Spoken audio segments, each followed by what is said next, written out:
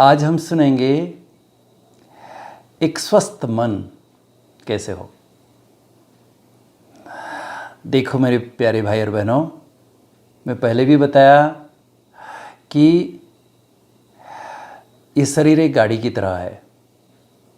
जैसे गाड़ी में ड्राइवर और गाड़ी दोनों ही महत्वपूर्ण है। अगर गाड़ी ठीक है लेकिन ड्राइवर अनाड़ी है तो गाड़ी कैसी होगी। लेकिन ड्राइवर कितना भी होशियार हो, लेकिन गाड़ी ही पंक्चर है तो ड्राइवर भी क्या करेगा। तो इसी प्रकार हमारा तन और मन का रिलेशन भी ऐसा ही है। तो शरीर को कितना भी हम मेंटेन करें, कितना भी सुंदर सजाए, कितना भी कुछ करें, लेकिन हमारा मन रूपी ड्राइवर अगर ठीक नहीं है तो कैसे ठीक होंगे। तो इसलिए आज सभी साइंटिस्ट कहते हैं कि मेजॉरिटी जो बीमारियां आजकल देख रहे हैं ये साइकोसोमैटिक है। और दिन प्रतिदिन दुनिया में समस्याएं इतनी हैं, परिस्थिति इतनी है, बीमारियां इतनी फैल रही है, तो दिन प्रतिदिन सभी मन से टेंस होते जा रहे हैं, स्ट्रेस बढ़ता जा रहा है, मानसिक विकृतियां, बीमारियां बढ़ती जा रही है। WHO का कहना है आने वाले कुछ दशकों में तो दुनिया में सबसे ज़्यादा मेंटल इलनेस होंगी। तो मन को कैसे स्वस्थ रखें ये हमें सीखना बहुत ज़रूरी है।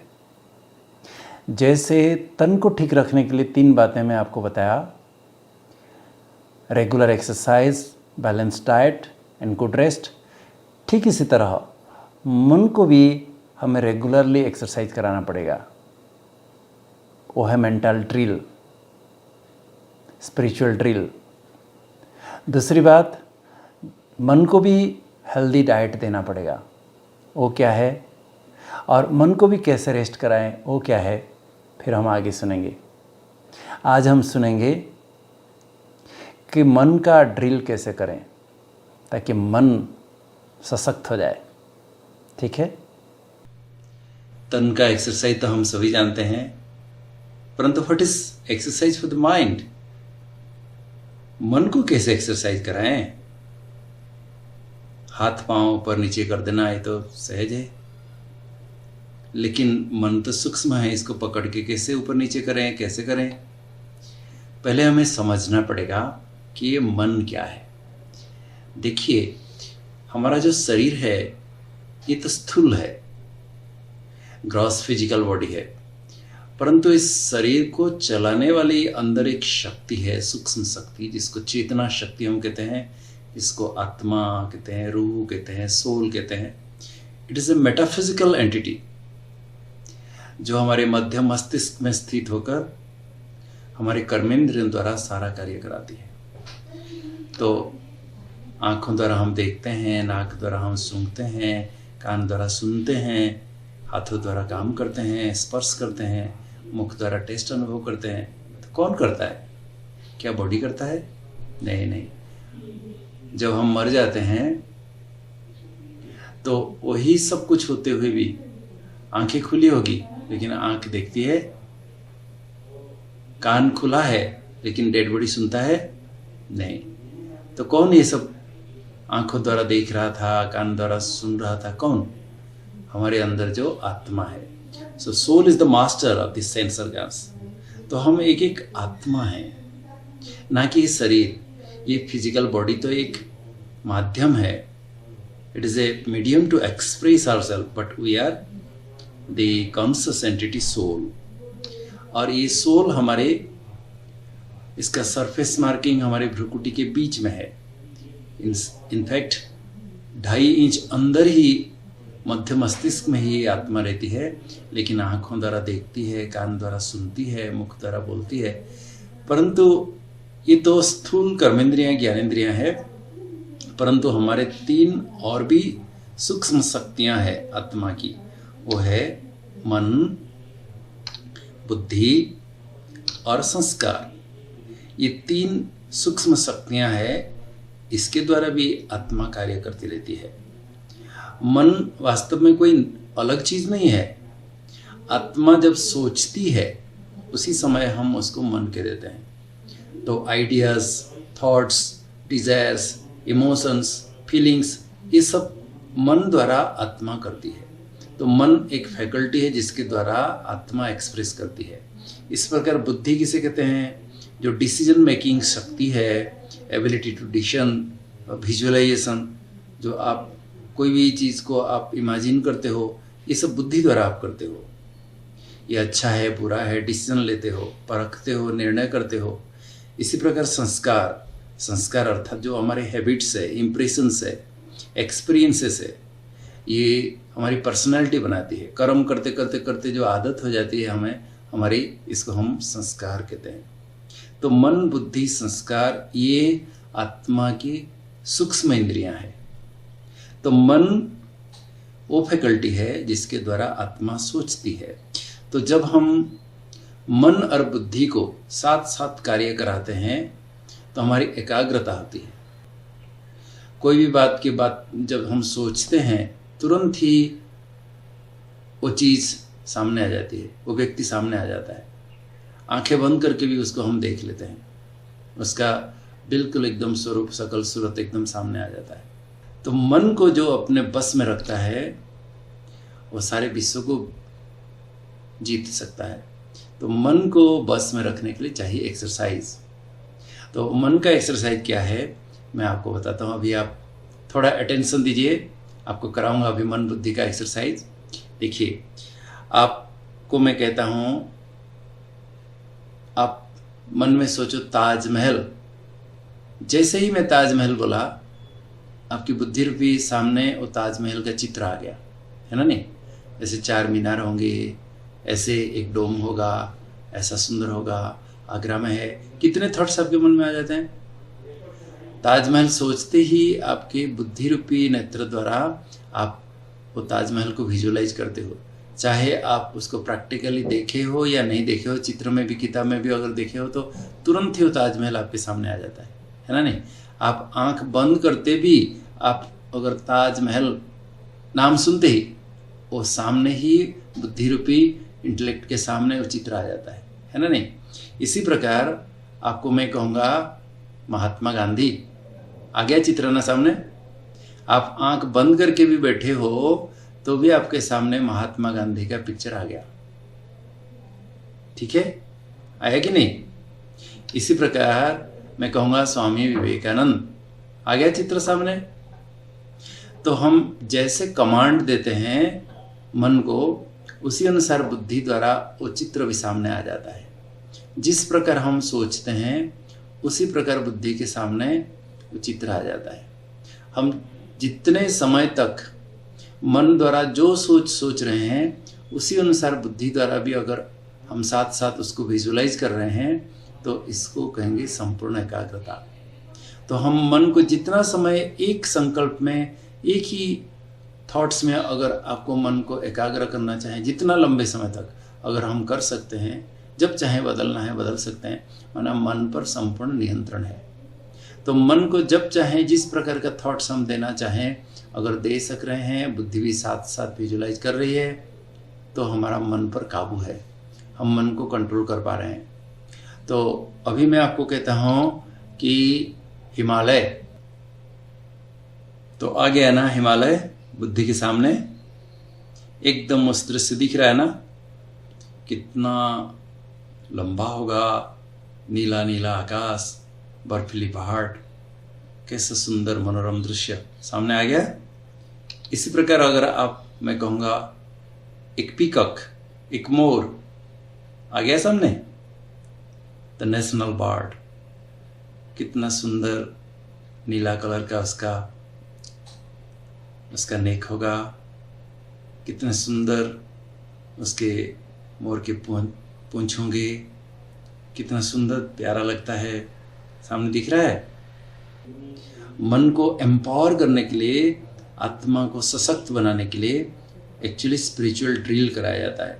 और स्पिरिचुअल ड्रिल क्या है मैं आपको लास्ट में कराऊंगा, क्योंकि लास्ट दिन हम राजयोग क्या है, राजयोग सर्वोत्तम योग है जिसके द्वारा आप मन बुद्धि पर संपूर्ण विजय प्राप्त कर सकते हैं।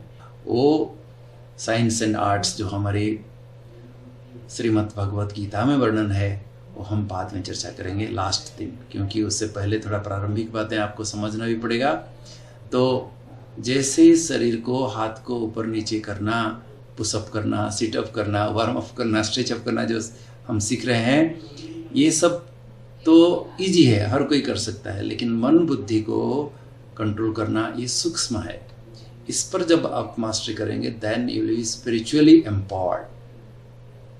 ठीक है, तो इसको कहते हैं मन और बुद्धि का एक्सरसाइज, मन का एक्सरसाइज। ये हमें नित्य करना है मन को स्वस्थ रखने के लिए। इसका इम्पोर्टेंस क्या है हम आगे सुनेंगे। तो समझ गए ना मन का ड्रिल क्या है। जैसे हम अपने हाथों को, पाँवों को जब चाहें, जहाँ चाहें, जितना समय हम रख सकते हैं, क्या हम अपना मन को भी उस रीति से जो सोचना चाहे, जहाँ मन को एकाग्र करना चाहें, जितना समय करना चाहें, क्या कर सकते हैं? अगर हम करना सीख गए तो हम मन का ड्रिल करना भी सीख गए। ठीक है, इसके बारे में डिटेल हमारी बहनें और आपको समझाएंगी, क्योंकि आने वाले समय में मानसिक विकृतियां बहुत बढ़ने वाली है। अगर आप मन को ड्रिल कराना सीख गए तो मन सशक्त होगा and you can easily overcome all the obstacles in your life. ठीक है, आज हम सिटअप्स करेंगे। एक्सरसाइज में रोज़ हम कर रहे हैं, तो स्ट्रॉन्ग बनने के लिए जैसे पुशअप कल सीखे थे ना, आज सीखेंगे सिटअप्स क्या क्या है। आज हम करेंगे सिटअप एक्सरसाइज। जैसे पुशअप एक्सरसाइज आपका अपर बॉडी को स्ट्रॉन्ग बनाने के लिए है, ऐसे सिटअप एक्सरसाइज आपका लोअर बॉडी को स्ट्रॉन्ग बनाने के लिए है। देखना, सीनियर सिटीजन होने के बाद लोग ऐसे बैठ ही नहीं पाते हैं, फिर बैठ जाएंगे तो उठ ही नहीं पाते। आप रोज़ सिटअप एक्सरसाइज करो, देखना एकदम बुढ़ापा तक भी एकदम पूरा फिट रहेंगे, बिना सहारे भी उठ पाओगे। इसके लिए पहले हम बहुत सुंदर आपको हाफ स्क्वाट सिखाऊंगा, फुल स्क्वाट सिखाऊंगा, और भी एक्सरसाइजेस हैं जो आप कर सकते हो। ठीक है, मैं आपको सिखाऊंगा सारा। चलिए शुरू करते हैं। पहले पाँव को ऐसा थोड़ा दूर दूर रखिए, शोल्डर जॉइंट जितना। आप अगर एक नैपकिन ले आते हो तो बहुत अच्छा है, मैं आपको नैपकिन लेके दिखाता हूँ। ऐसे एक नैपकिन ले लीजिएगा और नैपकिन को ऐसे पकड़िए, ऐसे, और पाँव को ऐसे शोल्डर जितना दूरी, और आपको हाफ स्क्वाट करना है।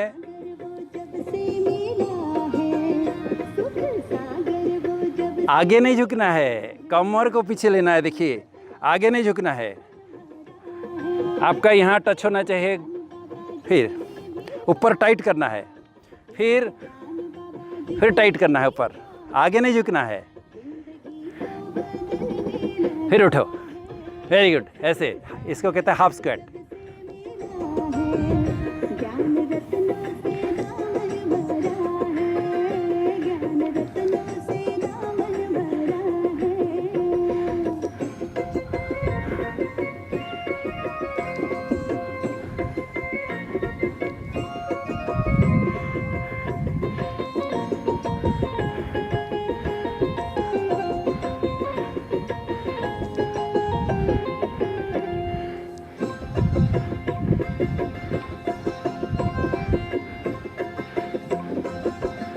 Very good.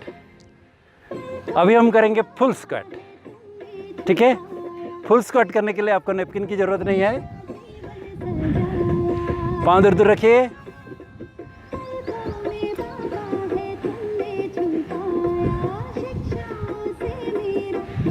और अभी क्या करना है, फुल स्क्वाट, पूरा नीचे तक बैठना है।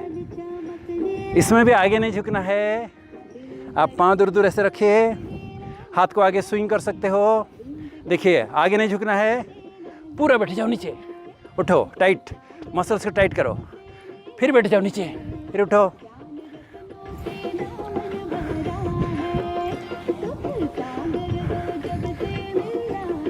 सांस छोड़ के बैठना है, आगे नहीं झुकना है।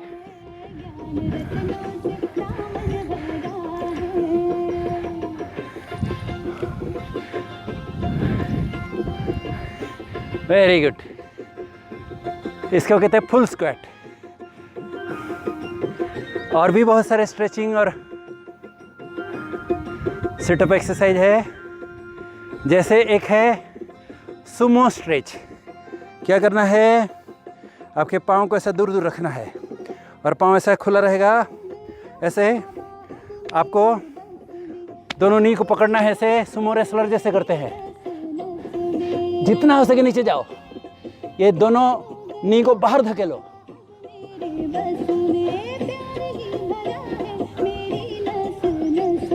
इसको कहते हैं सुमो स्ट्रेच।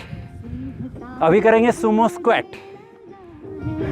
कैसे करना है, देखिए, ये पाँव को ऐसे रखना है, ऐसे दूर, ऐसे दोनों हाथ ऐसे सामने, आगे नहीं झुकना है, घुटना को बाहर लेके जमीन को टच करके उठना है। Tight, touch, tight, touch, tight, touch, tight, touch, tight. आगे नहीं झुकना है।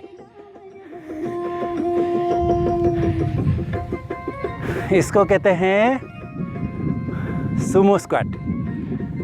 और एक हिप स्ट्रेच सिखा देता हूँ, जो इंडियन टॉयलेट में हम बैठते हैं। कैसे बैठते हैं, हाथ दोनों जोड़ो, कोहनी से अपना नी जॉइंट को पीछे धकेलो।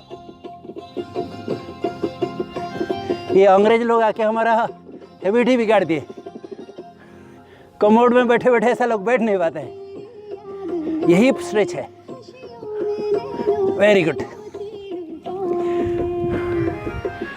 अब की आपको सिखाऊंगा लंजेस एक्सरसाइज। आपको एक चेयर लेना है, बिना चेयर लेके भी कर सकते हो, लेकिन बिगिनर्स के लिए चेयर चाहिए। क्या करना है, आपको एक पाँव आगे, कमर में हाथ रखो। देखिए, कमर को हाथ ऐसे रखो और घुटना को टच करो। उठो, टाइट,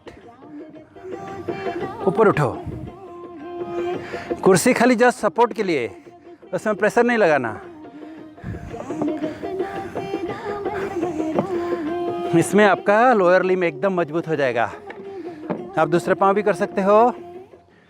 ये आगे रख के ऐसे ऐसे ऐसे और ऐसे। Very good, thank you. मज़ा आ गया।